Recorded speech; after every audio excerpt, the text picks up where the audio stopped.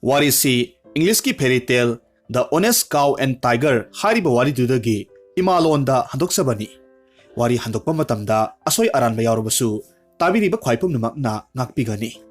Wari handokpirakpa Sudachandra Ningombam. Thaina mamangaida umangna maikai ahumda kwasilaga leiba fajaraba khungang macha amakhak leirami. Khungangdu sahardagi yamna lapna leibana khungangdu da leiriba mioisingdugi maru oiba hingnabagi sinphamsi lau singu tauba mana masing thaba umangda chatlaga singthiba umangda sa tanba amadi sa san loibani. Maikai ahumak songlaba umangna kwasilaga leiriba apikba khungangduda leiriba mioisingdu Winston kauba nupa amagi lusing makhada ingna sikna nungaina palami. Tasengbadi Winston mabuk mapaw yamna phaba khonaba yamna kanba mipum khudingmakpu amata oibagi wakhal phawhalliba picturabasu nungayai phaba khungang ama oinaba hotnariba lusingba mioi amakhakni. Winston amadi mahaki khulduda leiriba masama u ningthina pharaba nupa taramukka makhoi sagol garida apikpa khungangdugi setna sananaba sijinanaba polamsing thaplaba saharda leiba chatlammi. Asomna apikpa khungangdu awat apa leita yamna nungayai phana palammi. Khungangduda Michael kauba mapa mamana nauno hudoklamlaba hotnaba yamna kanba nupa amasu leirammi. Mapa mama leitrabasu hotnaba yamna kanba nupa masani. Mahak san kaya marum loirami sangom puthoklammi. Aduga apikpa khungangduda leiriba miyam singduda sangom singdu Michael na yoli. Mahakna loiriba san singdugi manungda Marlo haina khangnaba san mapi amakhak yaurammi. Marlo tha suraktuna nungsiraba macha amakhak pokledo. Mapu Michael na Marlo na pokliba masadu amom oibaduda Mary haina kaurammi. Michael gi leiriba san mayamdudagi Marlo na itop-toplammi. San oijarabasu Marlo atopa jiba singi thajaba manghandaba jibani. Piklibi masa Mary dasu mahakna thamoi sengdaba atopagi thajaba manghanba haibasi malemsida khwaidagi hena phatraba tolaba jibagumbani asum haina pauta kayamarum pirammi. Taibang panda nauna khongdarakliba pikliba Mary mamana haribado munna tasilami. Aduga amuk asumna hairammi. Imana takpiba khudingmakse nasa aina hingliba makhaidi ngakna chatsage. Ado ima ai imada kainom tangjage. Marlo na khumi. Imagi bema hayo nangna hainingba khudingmak imada chithadana tammu. Isagidamak ima laribasidi. Ima aina taibang pansida hek khongdarakhiba nimitudagi imana aibu taibang pangi phajaraba mayamse amukta phawba yanghande. Maikai marimak phaklang khajinba mafamsidagi amukta phawba thokhande. Ado aisu ima dauna mafamsida leiminariba san mayamgumna imagi matung ilaga mapanda thoksage. Ai yamna thokninge. Tasengbadi mama Marlona piklibi pokpa kuidribi masanupi Marybu hek pokpa nimit adudagi makhoigi leifam sangon adudagi mapan sukthok thokhallamde. Maramdi makhoina leiriba mafamdudagi inaknakna songlaba umang leibana karisu khangjadriba masabu umangda leiba atopa tamthiraba sasingna sarak tamkhigadra haibagi akiba Marloda leibagini. Piklibi masanupi Marygi wadu taraga Marlona khummi. Imagi ibema ngaingamdaba tawno. Isana mitmai ningthina singlaba kanda imana soidana aikhoi mayamgi matung inahangani. Haujiktine nang mitmai phajana singdri aduna aikhoi mayamgi matung inaraga satpa haibase asongba umang oibaduda yamna khudong thiningai oi. Isana mitmai phajana singlaba nama aina haiba nangna ilaba oirabadi phaba. Mamagi wadu taraga Mary du ngakna mama Marloda amuk hairami. Karino ima aibu nangna haiba iladi phaba haridubo. Aidi imana haiba ilidudi. Hoi ai maimit singba khara watli haiba budi yaba. Ado ima karigino imana aibu nakhoigi matung inabada khudong thiningai oi haridubo. Ima khoi mayamsu nungtigi chatli anau ba sajik hano kaya marom thiba chatli. Ado ima hoi karisu tawrakte. ꯑꯩꯅ ꯂꯥꯛꯂꯒꯅ ꯀꯔꯤꯒꯤ ꯈꯨꯗꯣꯡ ꯊꯤꯒꯗꯧꯔꯤꯕꯅꯣ? ꯀꯔꯤꯁꯨ ꯈꯪꯗ꯭ꯔꯤꯕ ꯄꯤꯛꯂꯤꯕ ꯃꯆꯥ ꯃꯦꯔꯤꯅ ꯌꯥꯝꯅ ꯈꯪꯅꯤꯡꯅ ꯍꯪꯂꯛꯂꯤꯕ ꯋꯥꯍꯪꯒꯤ ꯄꯥꯎꯈꯨꯝꯗꯨ ꯃꯃꯥ ꯃꯥꯔꯂꯣꯅ ꯈꯨꯝꯂꯝꯃꯤ꯫ ꯏꯃꯥꯒꯤ ꯏꯕꯦꯝꯃ, ꯏꯆꯥꯅꯗꯤ ꯌꯥꯝꯅ ꯄꯤꯛꯂꯤꯕꯅꯤꯅ ꯀꯔꯤꯁꯨ ꯈꯪꯈꯤꯔꯣꯏ꯫ ꯑꯗꯨꯕꯨꯅꯦ, ꯅꯪꯅ ꯈꯪꯅꯅꯕ ꯏꯃꯥ ꯍꯥꯏꯒꯦ, ꯃꯨꯟꯅ ꯇꯥꯎ꯫ ꯃꯐꯝꯁꯤꯗ ꯂꯩꯔꯤꯕ ꯅꯃꯥꯒꯨꯝꯂꯕ ꯁꯟ ꯃꯌꯥꯝꯁꯤꯒ ꯑꯩꯈꯣꯏꯅ ꯎꯃꯪꯗ ꯁꯖꯤꯛ ꯍꯅꯧ ꯊꯤꯗꯨꯅ ꯆꯥꯕ ꯆꯠꯂꯤꯕꯁꯦ ꯌꯥꯝꯅ ꯀꯤꯅꯤꯡꯉꯥꯏꯅꯤ꯫ ꯂꯥꯏꯕꯛ ꯐꯕꯅ ꯉꯁꯤ ꯐꯥꯎꯕꯗꯤ ꯑꯩꯈꯣꯏꯗ ꯀꯔꯤꯁꯨ ꯇꯧꯗꯕꯅꯤ꯫ ꯁꯣꯡꯂꯕ ꯎꯃꯪꯁꯤꯗ ꯑꯩꯈꯣꯏꯕꯨ ꯍꯥꯠꯇꯨꯅ ꯃꯆꯤꯟꯖꯥꯛ ꯑꯣꯏꯅ ꯆꯥꯕ ꯉꯝꯕ ꯇꯝꯊꯤꯔꯕ ꯑꯆꯧ ꯑꯆꯧꯕ ꯁꯥ ꯃꯈꯜ ꯀꯌꯥꯃꯔꯨꯝ ꯂꯩꯔꯤꯕꯅꯤ꯫ ꯑꯗꯨꯅꯅꯦ, ꯀꯔꯤꯒꯨꯝꯕ ꯄꯤꯛꯂꯤꯕ ꯅꯪꯕꯨ ꯑꯩꯈꯣꯏꯒꯤ ꯏꯇꯨꯡ ꯏꯟꯅꯍꯟꯕ ꯇꯥꯔꯕꯗꯤ ꯅꯪꯗꯤ ꯑꯍꯥꯟꯕ ꯑꯣꯏꯕꯅꯤꯅ ꯆꯥꯎꯔꯕ ꯎꯃꯪꯗꯨꯗ ꯆꯦꯟ ꯆꯣꯡꯗꯨꯅ ꯁꯥꯟꯅꯅꯤꯡꯒꯅꯤ꯫ ꯅꯪꯅ ꯆꯦꯟ ꯆꯣꯡꯗꯨꯅ ꯁꯥꯟꯅꯕ ꯍꯥꯏꯕꯁꯦ ꯇꯝꯊꯤꯕ ꯁꯥ ꯃꯌꯥꯝ ꯑꯃꯈꯛ ꯂꯩꯕꯅꯤꯅ ꯏꯃꯥꯅ ꯄꯥꯈꯠꯂꯦ꯫ ꯑꯗꯨꯒꯤꯅꯤ ꯏꯃꯥꯅ ꯅꯪꯕꯨ ꯍꯧꯖꯤꯛ ꯄꯤꯛꯂꯤ ꯍꯥꯏꯗꯅ ꯄꯨꯊꯣꯛꯇ꯭ꯔꯤꯕꯁꯦ, ꯍꯥꯏꯕ ꯏꯜꯂꯣꯏ ꯍꯥꯏꯔꯤꯕꯁꯦ꯫ ꯃꯃꯥꯒꯤ ꯋꯥꯗꯨ ꯃꯨꯟꯅ ꯇꯥꯔꯕ ꯃꯇꯨꯡꯗ ꯃꯦꯔꯤꯗꯨ ꯇꯞꯅ ꯍꯣꯏ ꯏꯃꯥ, ꯑꯩ ꯏꯃꯥꯅ ꯍꯥꯏꯕꯗꯣ ꯌꯥꯔꯒꯦ, ꯏꯃꯥꯅ ꯑꯩꯕꯨ ꯊꯣꯛꯄ ꯌꯥꯔꯦ ꯍꯥꯏꯕ ꯃꯇꯝꯗ ꯑꯩ ꯏꯃꯥꯒꯤ ꯃꯇꯨꯡ ꯏꯟꯅꯔꯒꯦ ꯍꯥꯏꯔꯝꯃꯤ꯫ ꯑꯁꯨꯝꯅ ꯃꯃꯥ ꯃꯆꯥ ꯋꯥꯔꯤ ꯁꯥꯟꯅꯔꯤꯉꯩ ꯃꯇꯝꯗ ꯃꯈꯣꯏꯒꯤ ꯃꯐꯝꯗꯨꯗ ꯂꯩꯔꯤꯕ ꯁꯟ ꯃꯥꯔꯂꯣꯕꯨ ꯌꯥꯝꯅ ꯀꯜꯂꯛꯄ ꯁꯟ ꯑꯃꯈꯛꯅ ꯈꯔ ꯁꯥꯎꯅ ꯍꯥꯏꯔꯝꯃꯤ꯫ ꯀꯔꯤꯅꯣ ꯃꯥꯔꯂꯣ, ꯄꯤꯛꯂꯤꯕ ꯅꯆꯥ ꯃꯦꯔꯤꯗꯨꯒ ꯑꯗꯨꯝ ꯋꯥꯔꯤ ꯁꯥꯟꯅꯔꯒ ꯂꯩꯔꯤꯗꯨꯕꯣ? ꯉꯥꯏꯍꯥꯛ ꯄꯣꯊꯥꯒꯗꯕꯁꯦ ꯅꯈꯣꯏ ꯅꯃꯥ ꯅꯆꯥꯒꯤ ꯋꯥꯔꯤꯗꯨꯅ ꯄꯣꯊꯥꯕꯒ ꯑꯃꯠꯇ ꯌꯥꯗ꯭ꯔꯦ꯫ ꯉꯥꯏꯍꯥꯛ ꯄꯣꯊꯥꯔꯁꯤ, ꯋꯥꯔꯤꯗꯣ ꯇꯣꯛꯂꯣ꯫ ꯁꯟꯗꯨꯒꯤ ꯋꯥꯗꯨꯗ ꯃꯥꯔꯂꯣꯅ ꯈꯨꯝꯃꯤ, ꯍꯣꯏ ꯍꯣꯏ, ꯋꯥꯔꯤꯁꯦ ꯂꯣꯏꯁꯤꯜꯂꯦꯗ꯫ ꯄꯤꯛꯂꯤꯕ ꯏꯆꯥꯁꯤꯅ ꯀꯔꯤꯅꯣ ꯈꯪꯅꯤꯡꯗꯅ ꯁꯨꯝ ꯍꯪꯕꯁꯤꯗ ꯋꯥꯍꯪꯒꯤ ꯄꯥꯎꯈꯨꯝ ꯄꯤꯔꯝꯕꯅꯤ꯫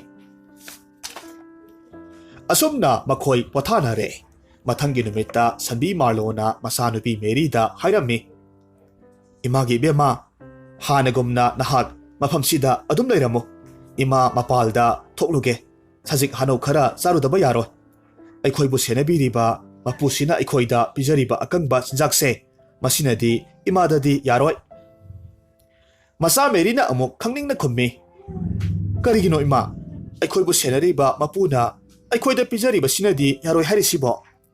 ꯃꯄꯥꯟ ꯊꯣꯛꯇꯨꯅ ꯁꯖꯤꯛ ꯍꯅꯧ ꯈꯔꯗ ꯑꯣꯏꯔꯕꯁꯨ ꯆꯥꯗꯕ ꯌꯥꯗꯦ ꯍꯥꯏꯔꯤꯁꯤꯕꯨ ꯀꯔꯤ ꯀꯥꯟꯅꯅꯕꯒꯤꯅꯣ? ꯁꯟꯕꯤ ꯃꯥꯔꯂꯣꯅ ꯑꯃꯨꯛ ꯃꯆꯥꯅ ꯈꯪꯅꯤꯡꯅ ꯍꯪꯂꯛꯂꯤꯕ ꯋꯥꯍꯪꯗꯨꯒꯤ ꯄꯥꯎꯈꯨꯝ ꯑꯣꯏꯅ ꯄꯤꯔꯝꯃꯤ꯫ ꯏꯃꯥꯒꯤ ꯏꯕꯦꯝꯃ, ꯅꯪꯕꯨ ꯏꯃꯥꯅ ꯇꯥꯏꯕꯪꯄꯥꯟꯁꯤꯗ ꯍꯦꯛ ꯈꯣꯡꯗꯥꯍꯟꯕ ꯅꯨꯃꯤꯠꯇꯨꯗꯒꯤ ꯅꯪꯅ ꯉꯁꯤ ꯐꯥꯎꯕ ꯊꯛꯂꯤꯕ ꯏꯃꯥꯒꯤ ꯁꯪꯒꯣꯝꯁꯦ ꯑꯩꯈꯣꯏꯒꯤ ꯃꯄꯨꯅ ꯄꯤꯖꯔꯤꯕ ꯑꯀꯪꯕ ꯆꯤꯟꯖꯥꯛꯁꯤꯅꯗꯤ ꯃꯔꯥꯡ ꯀꯥꯏꯅ ꯊꯣꯛꯍꯟꯕ ꯉꯝꯗꯦ꯫ ꯑꯗꯨꯅ ꯅꯪꯅ ꯅꯕꯨꯛ ꯊꯟꯅ ꯊꯛꯆꯕ ꯌꯥꯅꯕ ꯁꯪꯒꯣꯝ ꯌꯥꯝꯅ ꯊꯣꯛꯅꯕꯒꯤꯅꯤ ꯏꯃꯥꯅ ꯃꯄꯥꯟꯗ ꯊꯣꯛꯂꯒ ꯅꯧꯔ ꯁꯖꯤꯛ ꯍꯅꯧ ꯈꯔ ꯆꯥꯔꯨꯒꯦ ꯍꯥꯏꯔꯤꯕꯁꯦ꯫ ꯑꯁꯨꯝꯅ ꯃꯆꯥ ꯃꯦꯔꯤꯗ ꯍꯥꯏꯔꯝꯂꯕ ꯃꯇꯨꯡ ꯃꯃꯥ ꯃꯥꯔꯂꯣꯗꯨ ꯑꯇꯣꯞꯄ ꯁꯟ ꯃꯌꯥꯝꯒ ꯂꯣꯏꯅꯅ ꯎꯃꯪꯒꯤ ꯑꯍꯥꯡꯕ ꯁꯔꯨꯛꯇ ꯍꯥꯎꯔꯕ ꯁꯖꯤꯛ ꯊꯤꯕ ꯆꯠꯂꯝꯃꯤ꯫ ꯀꯣꯏꯊꯤ ꯊꯤꯗꯨꯅ ꯁꯖꯤꯛ ꯆꯥꯕ ꯂꯣꯏꯔꯕ ꯃꯇꯨꯡꯗ ꯁꯟꯁꯤꯡꯗꯨ ꯅꯨꯡꯊꯤꯜ ꯅꯨꯃꯤꯗꯥꯡ ꯋꯥꯏꯔꯝꯒꯤ ꯃꯇꯝꯗ ꯃꯈꯣꯏꯒꯤ ꯂꯩꯐꯝꯗ ꯑꯃꯨꯛ ꯍꯜꯂꯛꯂꯝꯃꯤ꯫ ꯑꯁꯨꯝꯅ ꯅꯨꯃꯤꯠ ꯅꯤꯅꯤ ꯍꯨꯝꯅꯤꯗꯤ ꯎꯃꯪꯗ ꯆꯠꯇꯨꯅ ꯑꯅꯧꯕ ꯁꯖꯤꯛ ꯊꯤꯗꯨꯅ ꯁꯟ ꯃꯌꯥꯝꯁꯤꯡ ꯑꯗꯨꯅ ꯆꯥꯕꯗꯒꯤ ꯑꯍꯥꯡꯕ ꯀꯥ ꯍꯦꯟꯅ ꯈꯨꯗꯣꯡ ꯊꯤꯅꯤꯡꯉꯥꯏ ꯑꯣꯏꯗꯕ ꯃꯐꯝꯁꯤꯡꯗ ꯁꯖꯤꯛꯇꯤ ꯑꯃꯠꯇꯁꯨ ꯂꯩꯁꯤꯜꯂꯛꯇ꯭ꯔꯦ꯫ ꯃꯁꯤꯒꯤ ꯃꯇꯨꯡ ꯅꯣꯡꯃ ꯍꯥꯟꯅꯒꯨꯝꯅ ꯃꯆꯥ ꯃꯦꯔꯤꯕꯨ ꯊꯅꯝꯂꯒ ꯃꯥꯔꯂꯣ ꯑꯇꯣꯞꯄ ꯁꯟꯁꯤꯡꯒ ꯂꯣꯏꯅꯅ ꯎꯃꯪꯗ ꯁꯖꯤꯛ ꯆꯥꯕ ꯂꯥꯛꯂꯝꯃꯤ꯫ ꯑꯗꯨꯕꯨ ꯃꯈꯣꯏꯅ ꯁꯨꯝ ꯇꯣꯏꯅ ꯆꯥꯔꯕꯅꯤꯅ ꯐꯅ ꯌꯥꯝꯅ ꯆꯠꯇꯨꯅꯁꯨ ꯆꯥꯅꯕ ꯁꯖꯤꯛ ꯊꯤꯔꯕꯁꯨ ꯃꯈꯣꯏꯅ ꯆꯥꯅꯤꯡꯉꯥꯏ ꯑꯃꯠꯇ ꯂꯩꯔꯝꯗ꯭ꯔꯦ꯫ ꯁꯟ ꯃꯌꯥꯝꯗꯨꯒꯤ ꯃꯅꯨꯡꯗ ꯃꯆꯥ ꯂꯩꯇꯕꯤ ꯁꯟ ꯑꯃꯈꯛꯅ ꯍꯥꯏꯔꯝꯃꯤ, ꯏꯇꯥꯁꯤꯡ, ꯑꯩꯈꯣꯏꯅ ꯅꯨꯡꯇꯤ ꯅꯨꯃꯤꯠ ꯈꯨꯗꯤꯡꯒꯤ ꯑꯁꯨꯝ ꯆꯥꯁꯤꯜꯂꯛꯄꯁꯤꯗ ꯍꯧꯖꯤꯛꯇꯤ ꯑꯍꯥꯡꯕ ꯃꯐꯝꯁꯤꯡꯗ ꯑꯩꯈꯣꯏꯅ ꯆꯥꯅꯤꯡꯉꯥꯏ ꯁꯖꯤꯛ ꯑꯃꯠꯇꯁꯨ ꯂꯩꯇ꯭ꯔꯦ꯫ ꯎꯃꯪꯁꯤꯒꯤ ꯃꯅꯨꯡ ꯈꯔ ꯆꯪꯁꯤꯜꯂꯒꯕꯨꯗꯤ ꯆꯥꯅꯤꯡꯉꯥꯏ ꯂꯩꯔꯝꯕꯁꯨ ꯌꯥꯏ꯫ ꯑꯗꯨꯕꯨ ꯑꯩꯈꯣꯏꯕꯨ ꯁꯦꯠꯂꯒ ꯆꯥꯕ ꯉꯝꯕ ꯇꯝꯊꯤꯔꯕ ꯁꯥ ꯑꯆꯧꯕ ꯀꯌꯥꯃꯔꯨꯝ ꯂꯩꯔꯝꯕ ꯌꯥꯏ꯫ ꯑꯗꯨꯅ ꯑꯩꯈꯣꯏ ꯆꯪꯕꯁꯨ ꯀꯤꯗꯣ꯫ ꯉꯁꯤꯗꯤꯅꯦ ꯀꯔꯤꯁꯨ ꯆꯥꯗꯅ ꯍꯟꯕ ꯇꯥꯔꯦꯗꯣ꯫ ꯑꯇꯣꯞꯄ ꯁꯟ ꯑꯃꯅ ꯑꯃꯨꯛ ꯍꯥꯏꯔꯝꯃꯤ, ꯍꯟꯕ ꯇꯥꯕꯅꯤ, ꯆꯥꯅꯤꯡꯉꯥꯏ ꯂꯩꯇ꯭ꯔꯕꯅꯤꯅ꯫ ꯊꯋꯥꯏ ꯃꯥꯡꯗꯣꯏ ꯁꯔꯨꯛꯄꯨꯗꯤ ꯑꯩꯈꯣꯏꯒꯤ ꯃꯄꯨꯅ ꯄꯤꯖꯕ ꯑꯀꯪꯕꯗꯣ ꯃꯗꯨ ꯃꯇꯝ ꯈꯔꯗꯤ ꯆꯥꯔꯒ ꯂꯩꯕ ꯍꯥꯏꯕꯗꯨꯅꯤ꯫ ꯃꯇꯝ ꯈꯔ ꯂꯩꯔꯒꯕꯨꯗꯤ ꯏꯅꯧ ꯅꯧꯕ ꯁꯖꯤꯛ ꯆꯣꯡꯈꯠꯂꯛꯄꯁꯨ ꯌꯥꯏꯗ꯫ ꯑꯗꯨꯅ ꯑꯩꯈꯣꯏ ꯍꯟꯅꯕ ꯇꯧꯔꯁꯤ꯫ ꯑꯁꯨꯝꯅ ꯁꯟꯁꯤꯡꯗꯨ ꯁꯖꯤꯛ ꯑꯃꯠꯇ ꯆꯥꯕ ꯐꯪꯗ ꯃꯈꯣꯏꯒꯤ ꯁꯪꯒꯣꯜꯗ ꯍꯜꯂꯛꯅꯕ ꯇꯧꯔꯝꯃꯤ꯫ ꯑꯗꯨꯕꯨ ꯃꯆꯥ ꯃꯦꯔꯤꯒꯤ ꯈꯟꯕꯗ ꯁꯟꯕꯤ ꯃꯥꯔꯂꯣꯗꯤ ꯌꯥꯝꯅ ꯅꯨꯡꯉꯥꯏꯔꯝꯗꯦ꯫ ꯁꯖꯤꯛ ꯈꯔꯗ ꯑꯣꯏꯔꯕꯁꯨ ꯆꯥꯗ꯭ꯔꯕꯗꯤ ꯁꯪꯒꯣꯝ ꯊꯣꯛꯂꯔꯣꯏ, ꯃꯆꯥ ꯃꯦꯔꯤꯕꯨ ꯃꯕꯨꯛ ꯊꯟꯕ ꯉꯝꯂꯔꯣꯏ ꯈꯟꯕꯗ ꯃꯥꯔꯂꯣ ꯌꯥꯝꯅ ꯅꯨꯡꯉꯥꯏꯔꯝꯗꯦ꯫ ꯅꯨꯡꯉꯥꯏꯇ ꯑꯇꯣꯞꯄ ꯁꯟ ꯃꯌꯥꯝꯁꯤꯡ ꯑꯗꯨꯒ ꯑꯁꯨꯝ ꯂꯥꯛꯄ ꯃꯇꯝꯗ ꯃꯥꯔꯂꯣꯅ ꯃꯐꯝ ꯑꯃꯗ ꯑꯅꯧꯕ ꯁꯖꯤꯛ ꯍꯧꯕ ꯃꯐꯝ ꯃꯆꯥ ꯑꯃꯈꯛ ꯊꯦꯡꯅꯔꯝꯃꯤ꯫ ꯍꯥꯏꯔꯤꯕ ꯃꯐꯝꯗꯨꯒꯤ ꯍꯦꯛ ꯅꯛꯅꯕꯗ ꯌꯥꯝꯅ ꯂꯨꯕ ꯀꯣꯝꯖꯥꯎ ꯑꯃꯁꯨ ꯂꯩꯔꯝꯃꯤ꯫ ꯃꯥꯔꯂꯣꯅ ꯎꯔꯤꯕ ꯃꯐꯝꯗꯨ ꯃꯍꯥꯛꯀ ꯂꯥꯛꯃꯤꯟꯅꯔꯤꯕ ꯁꯟꯁꯤꯡ ꯑꯗꯨꯗ ꯇꯥꯛꯂꯝꯃꯤ, ꯑꯗꯨꯒ ꯃꯐꯝꯗꯨꯗ ꯆꯠꯂꯒ ꯆꯥꯔꯨꯁꯤ ꯍꯥꯏꯅ ꯍꯥꯏꯔꯝꯃꯤ꯫ ꯑꯗꯨꯕꯨ ꯁꯟꯁꯤꯡ ꯑꯗꯨꯅꯗꯤ ꯌꯥꯗ꯭ꯔꯦꯗꯣ, ꯃꯁꯥꯒꯤꯗꯃꯛ ꯁꯤꯕ ꯀꯤꯗꯦ, ꯇꯧꯕ ꯉꯝꯗꯕ ꯂꯩꯇꯦ ꯍꯥꯏꯕꯗꯨꯃꯛꯅꯤ꯫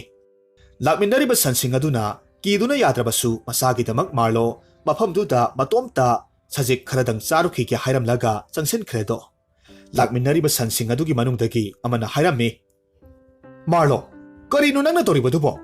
ꯅꯪꯕꯨ ꯁꯤꯔꯨꯔꯒꯦ ꯍꯥꯏꯔꯤꯕ꯭ꯔꯣ? ꯃꯐꯝꯁꯦ ꯇꯝꯊꯤꯕ ꯁꯥꯒꯤ ꯂꯩꯐꯝ ꯑꯣꯏꯔꯝꯕꯁꯨ ꯌꯥꯏ, ꯅꯪꯕꯨ ꯀꯔꯤꯃꯠꯇ ꯀꯤꯗ꯭ꯔꯕꯣ?"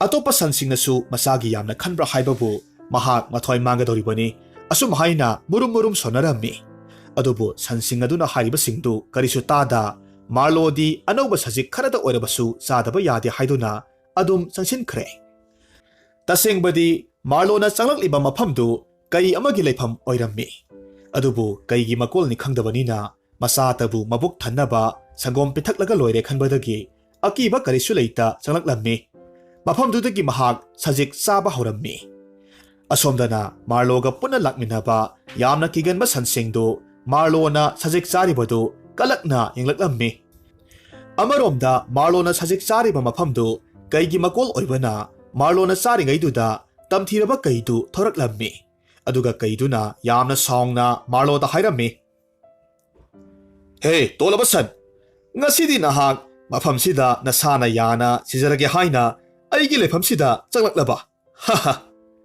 ꯆꯦꯜꯂꯕꯁꯨ ꯍꯤꯡꯂꯔꯣꯏ ꯈꯪꯂꯕ ꯃꯥꯔꯂꯣ ꯀꯤꯕꯅ ꯊꯛ ꯅꯤꯛꯂꯝꯃꯤ꯫ ꯑꯗꯨꯕꯨ ꯃꯁꯥꯗ ꯐꯥꯎꯔꯤꯕ ꯑꯀꯤꯕꯗꯨ ꯐꯥꯖꯤꯟꯖꯩ꯫ ꯊꯃꯣꯏ ꯁꯦꯡꯅ ꯇꯝꯊꯤꯔꯕ ꯀꯩꯗꯨꯗ ꯍꯥꯏꯔꯝꯃꯤ, "ꯍꯦ ꯇꯝꯊꯤꯔꯕ ꯀꯩ, ꯅꯍꯥꯛꯀꯤ ꯂꯩꯐꯝꯗ ꯑꯩꯅ ꯁꯖꯤꯛ ꯆꯥꯕ ꯆꯪꯂꯛꯂꯨꯕ ꯑꯩꯒꯤ ꯑꯁꯣꯏꯕꯅꯤ꯫ ꯅꯍꯥꯛꯅ ꯑꯩꯕꯨ ꯅꯪꯒꯤ ꯆꯤꯟꯖꯥꯛ ꯑꯣꯏꯅ ꯆꯥꯒꯦ ꯍꯥꯏꯕꯗꯣ ꯑꯩꯅ ꯌꯥꯗꯕ ꯂꯩꯇꯦ꯫ ꯑꯗꯨꯕꯨ ꯑꯔꯣꯏꯕ ꯑꯣꯏꯅ ꯀꯔꯤꯒꯨꯝꯕ ꯑꯃꯇꯪꯗꯤ ꯍꯥꯏꯖꯒꯦ꯫ ꯑꯩꯅ ꯍꯥꯏꯒꯗꯧꯔꯤꯕꯁꯦ ꯅꯪꯅ ꯌꯥꯕꯤꯌꯨ, ꯑꯗꯨꯒ ꯑꯩꯕꯨ ꯑꯗꯨꯝ ꯆꯥꯕꯤꯌꯨ." ꯁꯟꯒꯤ ꯋꯥꯗꯨ ꯇꯥꯕꯗ ꯀꯩꯗꯨꯅ ꯈꯨꯝꯃꯤ, "ꯁꯤꯒꯗꯧꯔꯕ ꯅꯪꯅ ꯀꯔꯤꯅꯣ ꯑꯔꯣꯏꯕ ꯑꯣꯏꯅ ꯍꯥꯏꯅꯤꯡꯂꯤꯕꯣ?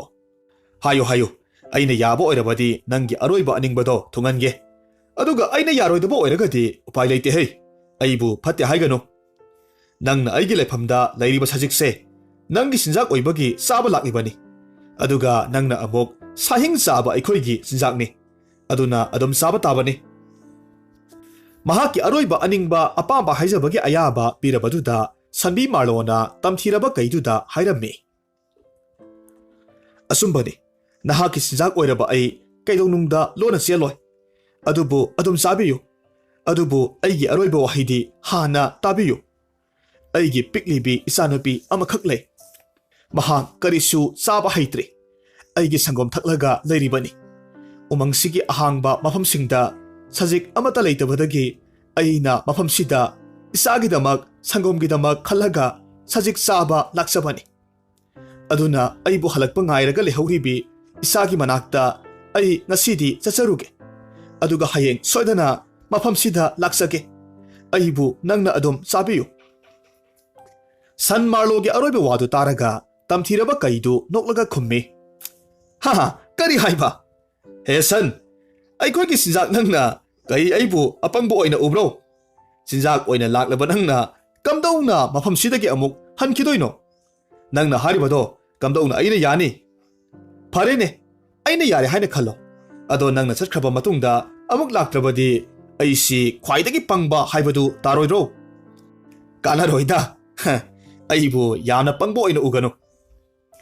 ꯃꯥꯔꯂꯣꯅ ꯍꯟꯅ ꯍꯥꯏꯖꯔꯝꯃꯤ, "ꯑꯩꯕꯨ ꯊꯥꯖꯕꯤꯌꯨ, ꯑꯩ ꯉꯁꯤ ꯐꯥꯎꯕ ꯑꯩꯅ ꯍꯥꯏꯗꯣꯛꯈꯤꯕ ꯋꯥ ꯉꯥꯛꯇꯕ ꯇꯧꯗ꯭ꯔꯤ꯫ ꯑꯩꯅ ꯋꯥꯁꯛꯂꯤꯕꯁꯤꯅꯤ, ꯀꯔꯤꯒꯨꯝꯕ ꯑꯩꯅ ꯅꯪꯉꯣꯟꯗ ꯇꯧꯁꯤꯟꯅꯕ ꯅꯝꯊꯥꯛ ꯇꯧꯒꯦ ꯈꯟꯕ ꯑꯣꯏꯔꯕꯗꯤ ꯑꯩꯒꯤ ꯄꯤꯛꯂꯤꯕꯤ ꯏꯆꯥꯗꯣ ꯎꯕ ꯐꯪꯗꯅ ꯁꯤꯕ ꯑꯣꯏꯁꯅꯨ." ꯑꯁꯨꯝꯅ ꯁꯟꯕꯤ ꯃꯥꯔꯂꯣꯅ ꯊꯃꯣꯏ ꯁꯦꯡꯅ ꯋꯥꯁꯛꯇꯨꯅ ꯍꯥꯏꯔꯕ ꯐꯥꯎꯕ ꯊꯥꯖꯕ ꯉꯝꯗ꯭ꯔꯕ ꯀꯩꯅ ꯍꯥꯏꯔꯝꯃꯤ, "ꯅꯪꯅ ꯍꯥꯏꯔꯤꯕꯗꯣ ꯑꯩ ꯌꯥꯕ ꯉꯝꯂꯣꯏ꯫ Asi hairaga Marlo bu halage haibagi matagum Marlo da chongsilaklammi. Upai leitaba Marlo yamna pakhatna mangaksamdu leithoklammi. Tan chanarubadagi kaiduna Marlo gi mangaksamda lake tawbadu nanthok haurammi. Kaidu yamna kanna chongsilakpagi sahumduna kanba henmankibadagi kaidu nanthurammi. Aduga makon manakta leiba aruba komjaududa tasillammi.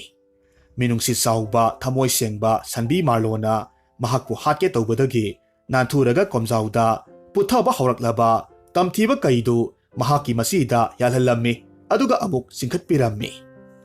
Amaromda lapna Marlo gi matau yenglamba sansingdu tamthiraba kaidu uba matamda ayambana loina senakhre. Sopna khakki san ani khakti lona tumina adum yenglammi. Somda sige tawruraba kayaduna Sanbi Marlo da amuk hairakhi. Hey san, nang na thamoi sengbana nangbu thawai lauge tawba matamda aigi thawai oina mage tawbani.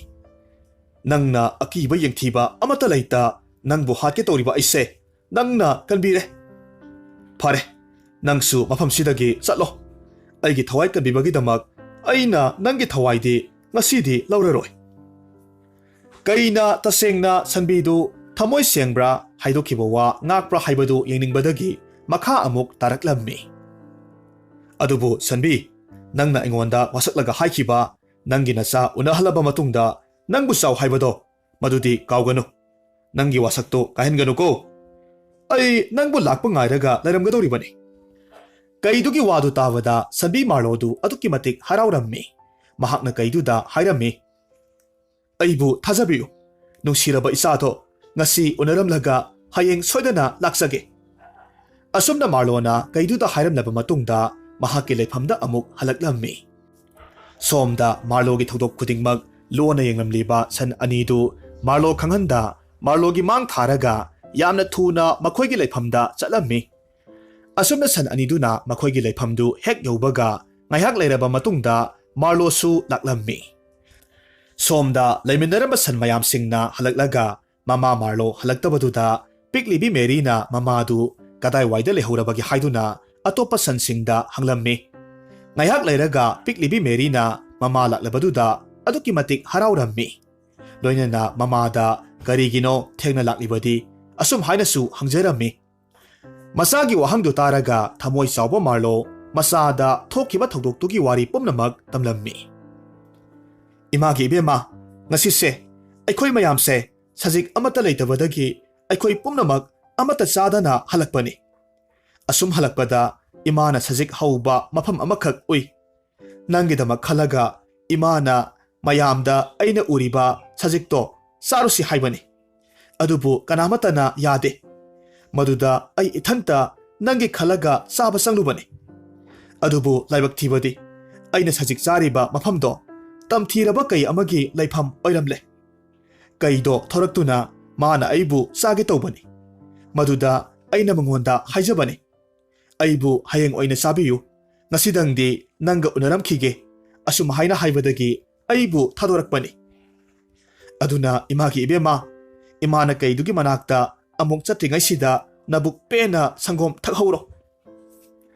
Marlogi wadu tawada thodok khudingmak loina uhoba san amana amuk hairammi. Karino Marlo, nangna aduk yamna panglitubo. Nangbu hatke tawbada komda taraga mathanta sige tawraba kaidubu nangna kanbire. Haujik mafam sida lakle. Aduga amuk nangi nungsiraba na sase masibu hudoklamlaga hayeng sisinabagidamag kaidugi manakta amuk chatawriba. Piklibi masa Mary na mamada hairammi. Ima, karigi ay hudoklamlaga hayeng amuk chatawribano. Imabu thawai loge tawbada sige tawraba kaidubu imana kanbiramle. Adu oiradi chatrasu yare. Kay manasu aikhoigi lefam khangbanate. Sajik saba satlabasu amuk hanna mahaki lefam manakta changdraga loire. Laiminariba san amadi masasingna hairiba wadu taraba matungda Marlo na masada yengi aduga hairammi. Imagi ibema aina mabu kanbadudi aina mateng pangbani.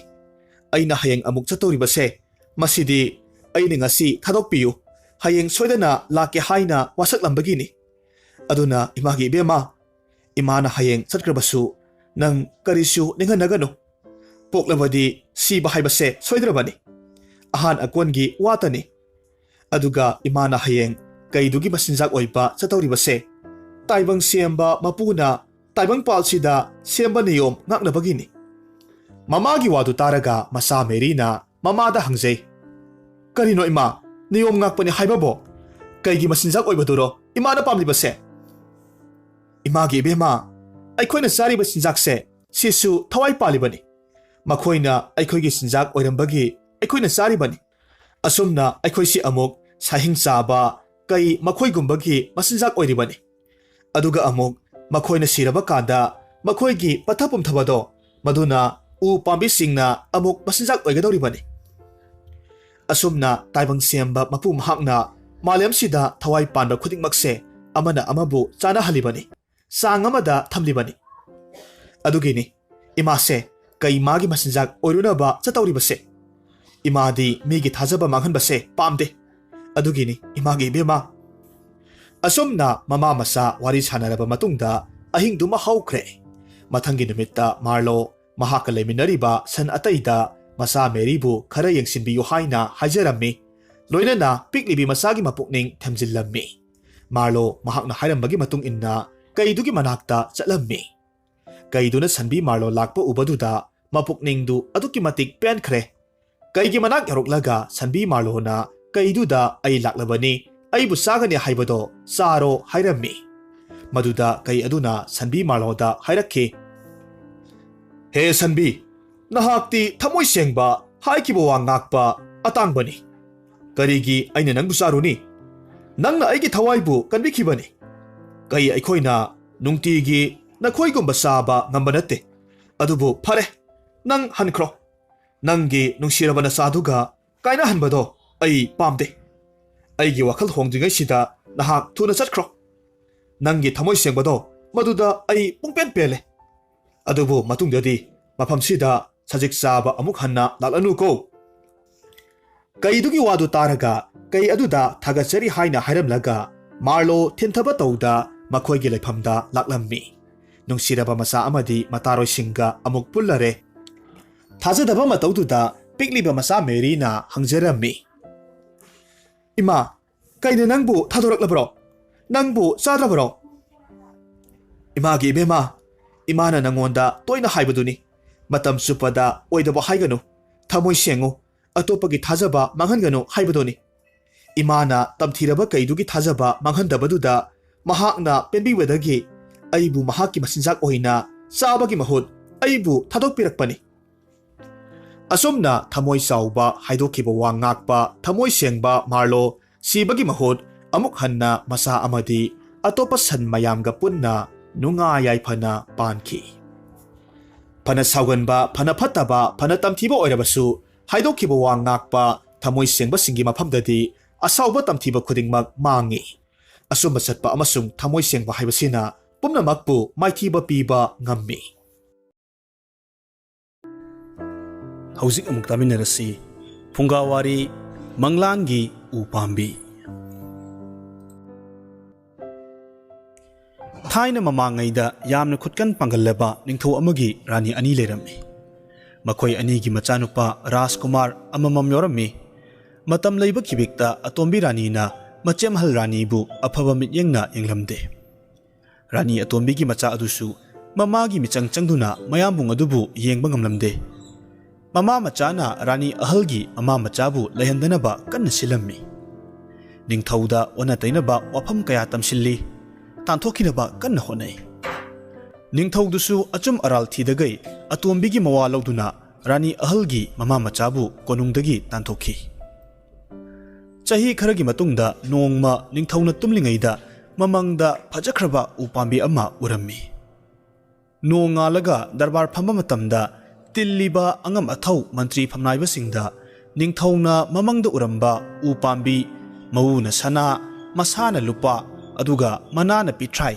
हारिबा उपांबीदो कनागुम्बना पुरकपा ngamlabadi लेबाक तंखाई अमा पीगनी हाइना लाउथुकलम्मी खुदक्ता निंगथौगी पाउदु लेबाक सिनबा थुमखी उपांबीदु कदाइदा करम्बा मफमदा हौरिबगी हाइबदी कनासु खंगबा नत्ते अदुबु लेबाक तंखाई अमा पांबदगी मिपुम खुदिंगमकना पंगथीदमक थिनरम्मी ꯊꯥ ꯀꯌꯥ ꯆꯪꯅ ꯊꯤꯔ ꯐꯥꯎꯕ ꯎꯗꯨꯒꯤ ꯃꯔꯤ ꯃꯈꯣꯡ ꯀꯅꯥꯅꯁꯨ ꯄꯨꯊꯣꯛꯄ ꯉꯝꯈꯤꯗꯦ꯫ ꯅꯤꯡꯊꯧꯗꯤ ꯍꯛꯆꯥꯡꯅꯒ ꯁꯣꯟꯖꯤꯜꯂꯛꯄꯒ ꯑꯃꯗꯤ ꯃꯃꯪꯗ ꯎꯔꯝꯕ ꯎꯗꯨꯒꯤ ꯋꯥꯈꯜꯅꯒ ꯂꯩꯅꯥ ꯑꯣꯏꯗꯨꯅ ꯐꯃꯨꯡꯗꯒꯤ ꯍꯧꯒꯠ ꯀꯥꯡꯈꯠꯄ ꯐꯥꯎꯕ ꯉꯝꯈꯤꯗ꯭ꯔꯦ꯫ ꯃꯄꯥꯕꯨꯡꯒꯤ ꯄꯥꯎꯗꯨ ꯇꯥꯕꯗ ꯔꯥꯖꯀꯨꯃꯥꯔꯤ ꯑꯍꯜꯗꯨ ꯎꯗꯨ ꯊꯤꯕ ꯆꯠꯅꯅꯕ ꯁꯦꯝ ꯁꯥꯕ ꯂꯣꯏꯔꯗꯨꯅ ꯃꯃꯥ ꯔꯥꯅꯤꯗ ꯊꯧꯖꯥꯜ ꯄꯤꯕꯤꯅꯕ ꯈꯨꯔꯨꯝꯖꯩ꯫ ꯃꯗꯨꯗ ꯃꯃꯥꯅ ꯃꯆꯥꯕꯨ ꯆꯤꯡꯅ ꯌꯦꯡꯂꯒ ꯍꯥꯏꯔꯛꯏ, "ꯏꯃꯥꯒꯤ ꯏꯕꯨꯡꯉꯣ, ꯅꯪꯅ ꯃꯐꯝ ꯀꯩꯗ ꯆꯠꯂꯒ ꯎꯗꯨꯕꯨ ꯐꯪꯒꯗꯒꯦ? ꯀꯅꯥꯒꯨꯝꯕ ꯑꯃꯠꯇꯅ ꯊꯤꯕ ꯈꯪꯗ꯭ꯔꯕ ꯎꯅꯤ." ꯃꯃꯥꯒꯤ ꯋꯥꯍꯩꯗꯨ ꯇꯥꯔꯒ ꯔꯥꯖꯀꯨꯃꯥꯔꯅ ꯈꯨꯝꯂꯛꯏ, "ꯏꯃꯥ, ꯂꯥꯏꯒꯤ ꯅꯣꯡꯗꯝꯈꯣꯜꯅꯤ, ꯁꯣꯏꯗꯅꯃꯛ ꯂꯩꯔꯝꯒꯅꯤ꯫ ꯏꯃꯥ, ꯊꯧꯖꯥꯜ ꯄꯤꯅꯕꯤꯌꯨ꯫ ꯏꯃꯥꯒꯤ ꯊꯧꯖꯥꯜꯕꯨ ꯐꯪꯂꯕꯗꯤ ꯅꯆꯥ ꯁꯣꯏꯗꯅꯃꯛ ꯃꯥꯏ ꯄꯥꯛꯅ ꯍꯜꯂꯛꯀꯅꯤ."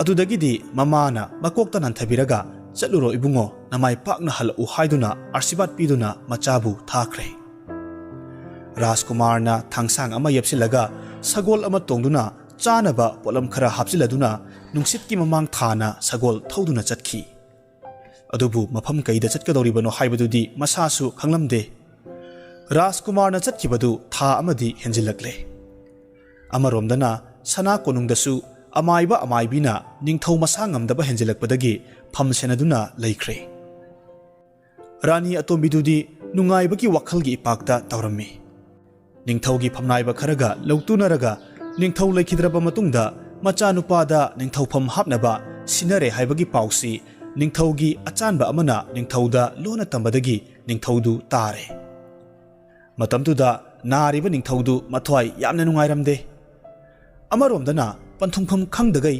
ꯔꯥꯖꯀꯨꯃꯥꯔꯅ ꯑꯁꯨꯝ ꯆꯠꯂꯤꯉꯩꯒꯤ ꯃꯇꯝꯗ ꯎꯃꯪ ꯑꯃꯒꯤ ꯃꯅꯨꯡꯗ ꯅꯨꯃꯤꯠ ꯇꯥꯈꯤꯗꯨꯅ ꯃꯝꯁꯤꯜꯂꯛꯄꯗꯒꯤ ꯎ ꯑꯃꯗ ꯁꯒꯣꯜꯗꯨ ꯄꯨꯟꯁꯤꯜꯂꯦ꯫ ꯑꯗꯨꯒ ꯃꯅꯥꯛ ꯅꯛꯄ ꯎ ꯑꯃꯗ ꯔꯥꯖꯀꯨꯃꯥꯔꯅ ꯀꯥꯈꯠꯇꯨꯅ ꯄꯣꯊꯥꯏ꯫ ꯃꯥꯅ ꯉꯥꯏꯍꯥꯛ ꯎꯏꯕꯣꯏ ꯀꯔꯤꯕꯣꯏ ꯇꯧꯔꯨꯔꯒ ꯃꯃꯤꯠ ꯈꯪꯄꯥꯡ ꯄꯥꯡꯊꯣꯔꯛꯄ ꯃꯇꯝꯗ ꯑꯆꯧꯕ ꯁꯨꯔꯨꯡ ꯑꯃꯗꯒꯤ ꯆꯥꯎꯈ꯭ꯔꯕ ꯂꯤꯟ ꯑꯃꯅ ꯃꯈ꯭ꯌꯥꯠ ꯂꯥꯎꯅ ꯀꯥꯊꯣꯛꯂꯒ ꯃꯉꯣꯟꯗ ꯌꯥꯎꯔꯤꯕ ꯃꯅꯤ ꯑꯗꯨ ꯄꯨꯡꯉꯥꯟ ꯉꯥꯟꯅ ꯊꯣꯔꯛꯄꯗꯣ ꯀꯔꯤꯒꯨꯝꯕ ꯑꯃꯠꯇ ꯑꯀꯤ ꯇꯨꯖꯨꯡꯕ ꯌꯥꯎꯗꯅ ꯔꯥꯖꯀꯨꯃꯥꯔꯅ ꯌꯦꯡꯗꯨꯅ ꯂꯩꯔꯝꯃꯤ꯫ ꯁꯒꯣꯜꯗꯨꯁꯨ ꯃꯃꯩ ꯍꯥꯏꯔ ꯍꯥꯏꯔꯗꯨꯅ ꯃꯈꯣꯡꯁꯤꯡꯗꯨ ꯊꯥꯡꯗꯣꯛ ꯊꯥꯡꯖꯤꯜ ꯇꯧꯔꯤ꯫ ꯑꯆꯧꯕ ꯂꯤꯟꯗꯨ ꯃꯅꯤꯗꯨ ꯂꯩꯄꯥꯛꯇ ꯊꯝꯂꯒ ꯁꯒꯣꯜꯗꯨ ꯎꯕꯗꯒꯤ ꯆꯥꯒꯗꯧꯒꯤ ꯇꯞꯅ ꯇꯞꯅ ꯆꯪꯁꯤꯜꯂꯛꯄꯗꯨ ꯎꯔꯦ꯫ ꯔꯥꯖꯀꯨꯃꯥꯔꯅ ꯅꯥꯁꯣꯟ ꯄꯤꯛꯅ ꯁꯣꯠ ꯄꯦꯛ ꯂꯥꯎꯍꯟꯗꯅ ꯎꯗꯒꯤ ꯀꯨꯝꯊꯔꯛꯂꯦ꯫ ꯑꯗꯨꯒ ꯊꯥꯡꯁꯥꯡꯗꯨ ꯃꯈꯨꯠꯇ ꯆꯦꯠꯅ ꯄꯥꯏꯔꯒ ꯐꯜ ꯂꯥꯎꯅ ꯂꯤꯟ ꯑꯗꯨꯗ ꯆꯣꯡꯁꯤꯜꯂꯤ꯫ ꯇꯥꯟꯖꯥꯗꯨꯗ ꯂꯤꯟꯗꯨꯅ ꯁꯒꯣꯜꯗꯨ ꯎꯝꯒꯗꯕꯒꯤ ꯐꯤꯕꯝꯗ ꯂꯩꯔꯝꯃꯤ꯫ ꯃꯇꯝꯗꯨꯗ ꯔꯥꯖꯀꯨꯃꯥꯔꯅ ꯂꯤꯟꯗꯨ ꯍꯥꯠꯇꯣꯛꯂꯒ ꯃꯇꯨꯞ 8 ꯊꯣꯛꯅ ꯀꯛꯊꯠꯂꯦ꯫ ꯃꯅꯤꯗꯨ ꯐꯨꯔꯤꯠꯈꯥꯎꯗ ꯍꯥꯞꯆꯤꯜꯂꯒ ꯎꯊꯛꯇ ꯑꯃꯨꯛ ꯀꯥꯈꯠꯇꯨꯅ ꯅꯣꯡꯉꯥꯟꯕ ꯉꯥꯏꯈꯤ꯫ ꯅꯣꯡ ꯐꯖꯅ ꯉꯥꯟꯊꯣꯔꯛꯂꯕ ꯃꯇꯨꯡꯗ ꯁꯒꯣꯜꯒꯤ ꯆꯥꯅꯅꯕ ꯁꯖꯤꯛ ꯈꯔ ꯂꯥꯡꯂꯒ ꯊꯅꯝꯂꯦ꯫ ꯑꯗꯨꯒ ꯎꯔꯤꯕ ꯁꯨꯔꯨꯡꯗꯨ ꯑꯆꯝꯕ ꯑꯣꯏꯔꯝꯂꯣꯏ ꯌꯦꯡꯕꯨ ꯌꯦꯡꯂꯨꯒꯦ ꯈꯟꯗꯨꯅ ꯔꯥꯖꯀꯨꯃꯥꯔꯗꯨ ꯁꯨꯔꯨꯡ ꯃꯅꯨꯡꯗ ꯆꯪꯈꯤ꯫ ꯁꯨꯔꯨꯡꯒꯤ ꯃꯌꯥꯏ ꯍꯦꯛ ꯌꯧꯕ ꯃꯇꯝꯗ ꯐꯖꯈ꯭ꯔꯕ ꯐꯃꯨꯡ ꯑꯃ ꯂꯩꯔꯝꯃꯤ꯫ ꯃꯗꯨꯗ ꯀꯥꯈꯠꯇꯨꯅ ꯍꯤꯞꯊꯕ ꯃꯇꯝꯗ ꯔꯥꯖꯀꯨꯃꯥꯔꯗꯨ ꯑꯍꯤꯡ ꯇꯨꯝꯂꯛꯇꯕꯒ ꯇꯨꯝꯊꯈꯤꯕ ꯈꯪꯍꯧꯗꯦ꯫ ꯃꯍꯥꯛꯅ ꯃꯤꯠꯀꯞ ꯊꯣꯔꯛꯄ ꯃꯇꯝꯗ ꯂꯥꯏ ꯅꯨꯔꯥ 3ꯈꯛ ꯀꯞꯄ ꯅꯣꯛꯄ ꯇꯧꯗꯨꯅ ꯂꯩꯔꯝꯃꯤ꯫ ꯃꯈꯣꯏꯒꯤ ꯃꯇꯧ ꯑꯗꯨꯗ ꯔꯥꯖꯀꯨꯃꯥꯔꯅ ꯀꯔꯤꯒꯤ ꯅꯣꯛꯂꯤꯕꯅꯣ ꯍꯥꯏꯅ ꯍꯪꯉꯤ꯫ ꯃꯇꯝ ꯑꯗꯨꯗ ꯂꯥꯏ ꯅꯨꯔꯥ 3ꯃꯛꯅ ꯆꯞ ꯃꯥꯟꯅꯅ ꯈꯨꯝꯂꯛꯈꯤ, "ꯅꯪꯅ ꯂꯥꯛꯄꯒꯤ ꯅꯨꯡꯉꯥꯏꯗꯨꯅ ꯅꯣꯛꯂꯤꯕꯅꯤ꯫ ꯑꯗꯨꯒ ꯀꯞꯂꯤꯕꯒꯤ ꯃꯔꯝ ꯍꯪꯕ ꯃꯇꯝꯗ ꯅꯪꯕꯨ ꯁꯨꯔꯨꯡꯁꯤꯕꯨ ꯄꯨꯔꯤꯕ ꯂꯤꯟꯗꯨꯅ ꯁꯣꯏꯗꯅꯃꯛ ꯆꯥꯗꯨꯅ ꯁꯤꯔꯒꯅꯤ ꯍꯥꯏꯕꯒꯤ ꯅꯨꯡꯉꯥꯏꯇꯗꯨꯅ ꯀꯞꯂꯤꯕꯅꯤ" ꯍꯥꯏꯅ ꯈꯨꯝꯂꯛꯈꯤ꯫ ꯃꯗꯨꯗ ꯔꯥꯖꯀꯨꯃꯥꯔꯅ ꯅꯣꯛꯐꯦꯠ ꯇꯧꯗꯨꯅ ꯈꯨꯝꯂꯛꯏ, "ꯃꯗꯨꯒꯤꯗꯤ ꯊꯣꯏꯅ ꯋꯥꯕꯤꯔꯨꯒꯅꯨ꯫ ꯂꯤꯟꯗꯨ ꯑꯩꯅ ꯍꯥꯠꯂꯝꯂꯒ ꯃꯅꯤꯁꯤ ꯄꯨꯔꯛꯂꯤꯕꯅꯤ." ꯑꯁꯤ ꯍꯥꯏꯗꯨꯅ ꯃꯅꯤꯗꯨ ꯄꯨꯊꯣꯛꯇꯨꯅ ꯎꯠꯂꯝꯃꯤ꯫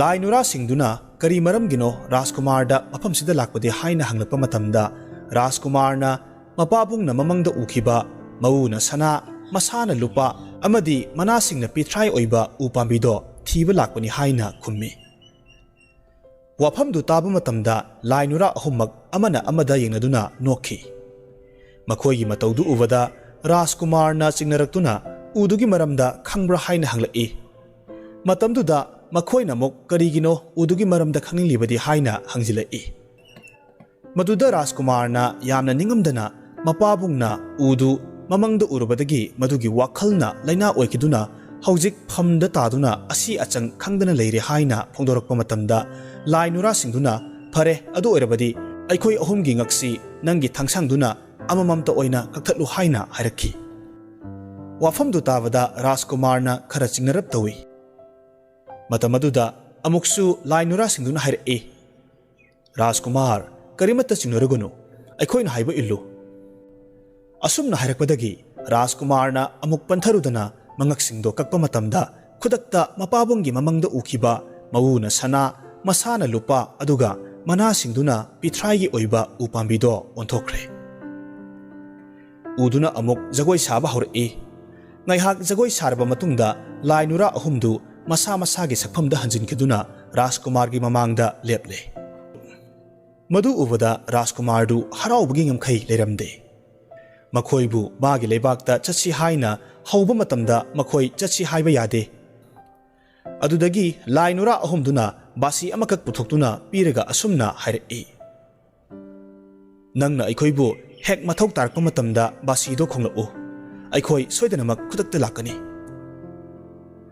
ꯔꯥꯖꯀꯨꯃꯥꯔꯅ ꯂꯥꯏ ꯅꯨꯔꯥ ꯑꯍꯨꯝꯗꯨꯗꯒꯤ ꯀꯥꯏꯅꯅꯕꯒꯤ ꯌꯥꯊꯪ ꯂꯧꯔꯒ ꯕꯥꯁꯤꯗꯨ ꯄꯥꯏꯔꯒ ꯊꯨꯅ ꯌꯥꯡꯅꯃꯛ ꯁꯨꯔꯨꯡꯗꯨꯗꯒꯤ ꯊꯣꯔꯛꯂꯒ ꯃꯥꯒꯤ ꯁꯒꯣꯜꯗꯨ ꯇꯣꯡꯗꯨꯅ ꯃꯔꯩꯕꯥꯛ ꯇꯝꯅ ꯄꯥꯡꯈꯤꯔꯝꯃꯤ꯫ ꯔꯥꯖꯀꯨꯃꯥꯔꯗꯨ ꯊꯨꯡꯂꯔꯦ ꯑꯉꯛꯄ ꯎꯗꯨꯒꯤ ꯃꯔꯝꯗ ꯈꯪꯂꯦ ꯍꯥꯏꯕꯒꯤ ꯄꯥꯎꯗꯨ ꯂꯩꯕꯥꯛ ꯁꯤꯟ ꯊꯨꯡꯅ ꯁꯟꯗꯣꯛꯈꯤ꯫ ꯃꯗꯨꯗ ꯈꯣꯡꯇꯦꯛ ꯃꯤꯠꯇꯥꯡ ꯑꯃ ꯐꯥꯎꯕ ꯆꯤꯊꯗꯅ ꯃꯤꯌꯥꯝ ꯄꯨꯝꯅꯃꯛ ꯁꯅꯥ ꯀꯣꯅꯨꯡ ꯇꯝꯅ ꯂꯥꯛꯅꯈꯤ꯫ ꯔꯥꯖꯀꯨꯃꯥꯔꯅ ꯃꯃꯥꯕꯨ ꯈꯨꯔꯨꯝꯖꯔꯒ ꯑꯃꯨꯛ ꯊꯤꯟꯊꯕ ꯇꯧꯗꯅ ꯁꯒꯣꯜꯗ ꯃꯃꯥꯕꯨ ꯍꯥꯞꯀꯠꯂꯒ ꯌꯥꯡꯅ ꯁꯅꯥ ꯀꯣꯅꯨꯡꯂꯣꯝꯗ ꯆꯠꯈꯤ꯫ ꯀꯣꯅꯨꯡꯗ ꯃꯤꯌꯥꯝ ꯇꯤꯟꯕ ꯍꯧꯅꯔꯝꯂꯦ꯫ ꯐꯝꯅꯥꯏꯕ ꯀꯌꯥꯁꯨ ꯐꯝꯐꯝ ꯂꯥꯡꯗ ꯂꯦꯡꯁꯤꯟꯅꯈ꯭ꯔꯦ꯫ ꯃꯁꯥ ꯉꯝꯗ꯭ꯔꯤꯕ ꯅꯤꯡꯊꯧꯁꯨ ꯅꯤꯡꯊꯧ ꯃꯅꯥꯏꯁꯤꯡꯅ ꯁꯝꯗꯨꯅ ꯄꯨꯊꯣꯔꯛꯇꯨꯅ ꯇꯥꯡꯕꯜꯗ ꯂꯦꯡꯁꯤꯟꯈ꯭ꯔꯦ꯫ ꯔꯥꯅꯤ ꯑꯇꯣꯝꯕꯤ ꯃꯃꯥ ꯃꯆꯥꯗꯤ ꯃꯤꯌꯥꯝ ꯇꯤꯟꯕꯗꯨꯗ ꯌꯥꯎꯔꯝꯗꯦ꯫ ꯔꯥꯅꯤ ꯑꯍꯜꯁꯨ ꯃꯤꯌꯥꯝ ꯃꯔꯛꯇꯨꯗ ꯇꯨꯐꯛ ꯇꯨꯐꯥꯏ ꯆꯟꯗꯨꯅ ꯂꯦꯞꯇꯨꯅ ꯂꯩ꯫ ꯔꯥꯖꯀꯨꯃꯥꯔꯅ ꯁꯚꯥ ꯃꯌꯥꯏꯗ ꯂꯦꯞꯂꯒ ꯂꯥꯏ ꯅꯨꯔꯥꯁꯤꯡꯅ ꯄꯤꯔꯛꯄ ꯕꯥꯁꯤꯗꯨ ꯈꯣꯡꯕ ꯃꯇꯝꯗ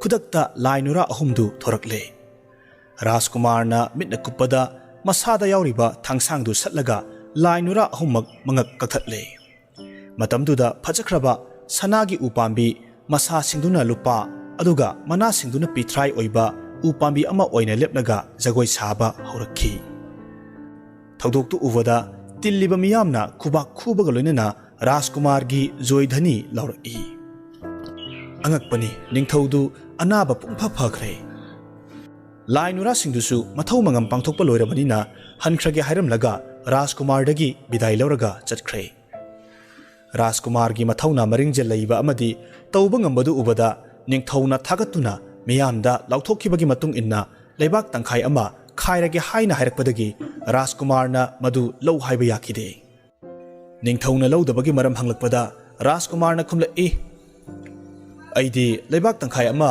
ꯄꯥꯝꯗꯨꯅ ꯊꯕꯛꯇꯨ ꯄꯥꯡꯊꯣꯛꯈꯤꯕ ꯅꯠꯇꯦ꯫ ꯁꯨꯞꯅꯇꯒꯤ ꯃꯆꯥ ꯑꯃꯅ ꯃꯄꯥ ꯑꯃꯒꯤꯗꯃꯛ ꯄꯥꯡꯊꯣꯛꯐꯝ ꯊꯣꯛꯄ ꯊꯧꯗꯥꯡ ꯑꯗꯨꯅꯤ꯫ ꯋꯥꯐꯝꯁꯤ ꯍꯥꯏꯔꯝꯂꯒ ꯃꯃꯥꯒꯤ ꯈꯨꯖꯦꯡ ꯄꯥꯏꯔꯒ ꯆꯠꯂꯁꯤ ꯍꯥꯏꯅ ꯃꯃꯥꯕꯨ ꯆꯤꯡꯉꯤ꯫ ꯃꯇꯝꯗꯨꯗ ꯃꯄꯥꯕꯨꯡ ꯅꯤꯡꯊꯧꯅ ꯈꯥꯝꯂꯒ ꯍꯥꯏꯔꯛꯏ, ꯅꯃꯥꯅꯆꯥ ꯑꯩꯕꯨ ꯋꯥꯔꯧꯒꯅꯨ꯫ ꯑꯩꯅ ꯃꯄꯥ ꯑꯃ ꯃꯄꯨꯔꯣꯏꯕ ꯑꯃ ꯑꯣꯏꯅ ꯅꯈꯣꯏꯒꯤ ꯏꯖꯠ ꯊꯝꯗꯃꯈꯩ ꯌꯥꯝꯅ ꯋꯥꯍꯟꯈ꯭ꯔꯦ꯫ ꯉꯁꯤꯗꯤ ꯃꯥꯡꯈꯤꯕ ꯏꯖꯠꯇꯨ ꯊꯝꯗꯨꯅ ꯅꯍꯥꯛꯄꯨ ꯔꯥꯖꯀꯨꯃꯥꯔ ꯍꯥꯞꯂꯕꯅꯤ꯫ ꯑꯗꯨꯒ ꯅꯃꯥꯕꯨꯅ ꯍꯥꯟꯅꯒꯤ ꯃꯍꯥꯔꯥꯅꯤꯒꯤ ꯐꯝꯗ ꯑꯃꯨꯛ ꯍꯟꯖꯤꯜꯍꯜꯂꯕꯅꯤ꯫ ꯋꯥꯐꯝꯗꯨ ꯇꯥꯕ ꯃꯇꯝꯗ ꯃꯤꯌꯥꯝꯗꯨꯅ ꯃꯍꯥꯔꯥꯅꯤꯒꯤ ꯖꯣꯏ, ꯌꯨꯕꯔꯥꯖꯀꯤ ꯖꯣꯏ ꯍꯥꯏꯕ ꯈꯣꯜꯂꯥꯎꯅ ꯁꯚꯥꯗꯨ ꯄꯨꯝꯅꯤꯟ ꯅꯤꯟꯈꯤ꯫ ꯃꯤꯌꯥꯝꯒꯤ ꯅꯤꯜꯂꯤꯕꯗꯨ ꯈꯥꯝꯂꯒ ꯅꯤꯡꯊꯧꯅ ꯂꯥꯎꯊꯣꯔꯛꯏ, ꯃꯕꯨꯛ ꯁꯦꯡꯗꯕ, ꯅꯣꯡꯃꯗꯤ ꯂꯩꯕꯥꯛ ꯃꯅꯨꯡꯗ ꯋꯥꯊꯣꯛ ꯑꯣꯏꯔꯛꯀꯗꯕ ꯔꯥꯅꯤ ꯑꯇꯣꯝꯕꯤ ꯑꯃꯗꯤ ꯃꯆꯥꯁꯤ ꯑꯃꯨꯛ ꯍꯟꯅ ꯂꯩꯕꯥꯛꯁꯤꯗ ꯂꯩꯕ ꯌꯥꯔꯔꯣꯏ꯫ ꯃꯈꯣꯏꯕꯨ ꯉꯁꯤꯃꯛ ꯇꯥꯟꯊꯣꯛꯂꯕꯅꯤ꯫ ꯑꯁꯤ ꯍꯥꯏꯔꯝꯂꯒ ꯁꯚꯥꯗꯒꯤ ꯃꯍꯥꯔꯥꯅꯤ ꯑꯍꯜꯒ ꯌꯨꯕꯔꯥꯖꯀ ꯄꯨꯔꯒ ꯁꯅꯥ ꯀꯣꯅꯨꯡꯗ ꯂꯦꯡꯁꯤꯟꯈꯤ꯫ ꯃꯤꯌꯥꯝꯁꯨ ꯅꯤꯡꯊꯧꯕꯨ ꯊꯥꯒꯠꯅꯔꯒ ꯇꯞꯅ ꯇꯞꯅ ꯃꯌꯨꯝꯗ ꯍꯟꯅꯈ꯭ꯔꯦ꯫ ꯃꯄꯨꯔꯣꯏꯕ ꯂꯩꯅ ꯂꯩꯅ ꯃꯆꯥꯅꯨꯄꯥ ꯅꯤꯡꯊꯧ ꯍꯥꯞꯅꯤꯡꯂꯨꯕꯒꯤ ꯋꯥꯈꯜ ꯆꯦꯜꯂꯨꯕꯤ ꯔꯥꯅꯤ ꯑꯇꯣꯝꯕꯤ ꯃꯃꯥ ꯃꯆꯥꯗꯨ ꯀꯍꯥ ꯃꯥꯡ ꯈꯨꯖꯥꯏ ꯀꯥꯏ ꯇꯥꯗꯨꯅ ꯇꯣꯛꯈꯤ꯫ ꯑꯃꯔꯣꯝꯗꯅ ꯃꯇꯝ ꯈꯔ ꯀꯥꯏꯅꯔꯨꯔꯕꯒꯤ ꯇꯨꯡꯗ ꯅꯤꯡꯊꯧ, ꯃꯍꯥꯔꯥꯅꯤ ꯑꯃꯗꯤ ꯌꯨꯕꯔꯥꯖ ꯄꯨꯟꯅ ꯂꯩꯃꯤꯟꯅꯗꯨꯅ ꯅꯨꯡꯉꯥꯏ ꯌꯥꯏꯐꯅ ꯄꯥꯟꯈꯤ꯫